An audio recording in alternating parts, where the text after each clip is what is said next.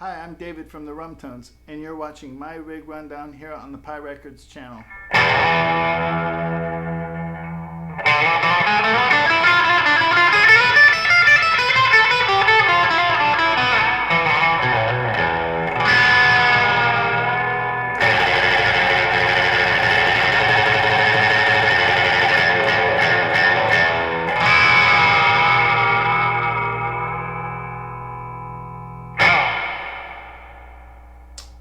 Alright, so let's talk a little bit about my rig. Real quick, because there's not much to it. This is a Fender Blacktop Jazzmaster. I use a lace sensor drop-in gain humbucker in the bridge, and I use a Seymour Duncan quarter pound in the neck. The tremolo on this was a real learning curve for me, because before that I'd only used Bigsby's and Kahlers, and this is a different beast altogether. But once I got it dialed in, it really works well, and I've come to love it completely. It's different than a Kahler or a Bigsby for sure, but it suits our sound very much. It's great for the Rumtones. I use flat wound strings. So first off, due to the inherently flamenco nature of my guitar sound and what I play, I guess, it just makes more sense to have something that feels more like nylon. Can't explain why. Doesn't really do much for the tone, because I use a boost pedal and I use a super fuzzy amplifier, and so I can't really say I'm doing it for any other reason other than it's just feels more like nylon strings on my fingers. And I use a pick anyway, so I can make up for a lot of the lost attack, I guess, by the way I pick. I can be a heavy picker, and using the boost pedal in this amp, that can create a lot of noise up at the top. So that is one thing that I find, is that I don't quite get as much noise with these strings. But I don't think I'm really educated enough about different kinds of guitar strings and things to actually have a scientific explanation for why I'm using them. The neck on this guitar is definitely not Fender. It is Electrical Guitar Company. It is a 25.5-inch Fender length neck. It came with the guitar. It was everything I could have hoped for and more.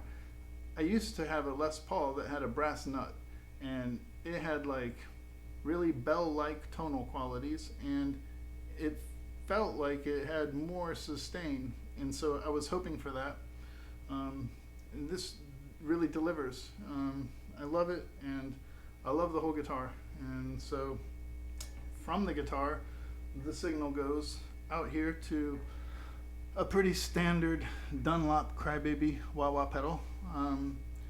It's been on here since, well, it's something I've had since 1996, and I think that says a lot.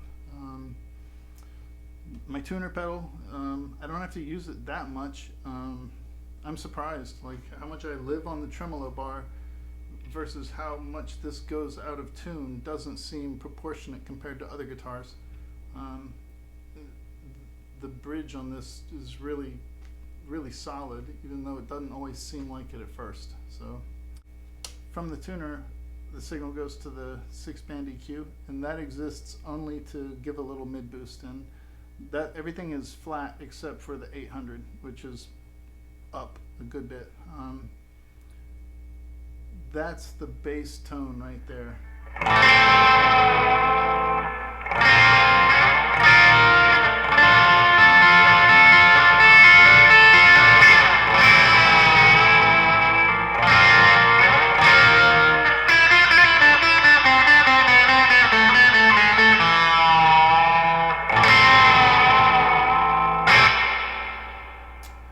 So from the 6-band EQ goes to the linear power booster. I keep it pretty dialed back. Right now it's only 9:30, almost 10 o'clock. I adjust it depending on what kind of speakers I'm using. So it helps me get the drip tone, and it sounds like this.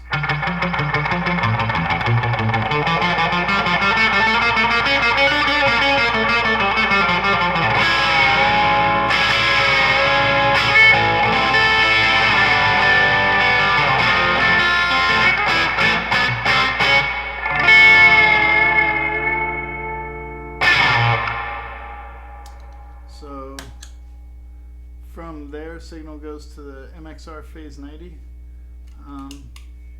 I use it with the tube tremolo, and I always switch over to the neck pickup when I use these two.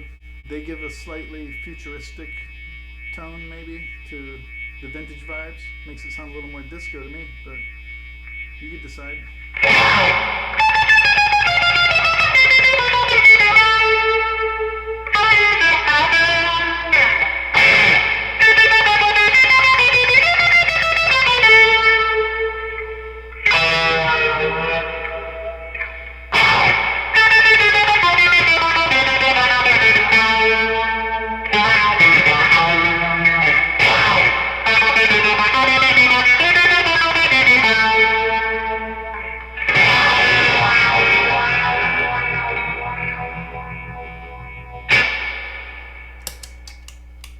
Alright, so from there, my signal runs into the memory toy, and I keep this on all the time, and it's not necessarily an obvious repeat effect as much as it is a spatial effect that's just kind of fattening out the tone a little bit before it heads into the reverb tank. So really just kind of giving a little bit of texture, and like all of these effects are pretty nuanced. I don't think that any of them necessarily are the most obvious signal change as much as they are just kind of like little layers and things to put on top of the tone to give it a little bit of texture and sometimes a little bit of attitude. So I do keep an Ocean's 11 reverb on my board because God forbid the reverb tank ever goes out. This guy can actually kind of do what the reverb tank does, but it's a super paper thin transparent version of it. So you know, let's hope the reverb tank doesn't go out.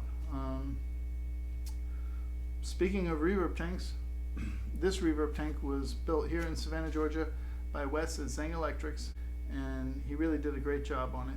I can't imagine not using it. It has cemented itself in foam into the heart of my rig, and I love it to death. So signal goes from the reverb tank into the Matemp GT120, and this also is a super cool handmade piece of gear that I love very, very much. And I think anybody who owns a Matemp has like a little love story that they can tell you about how, you know, it's the last thing they think about before they go to bed at night, and it's the first thing they think about when they wake up in the morning.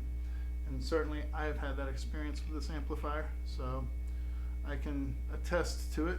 And I like this because the clean tone isn't really that clean. It's pretty growly and snarly, and from there it only gets growlier and snarlier, and I will never need a fuzz pedal with this amplifier ever. Anyway, that's my rig rundown, so thanks very much for watching, and I'll give you a little something to take with you on the way out.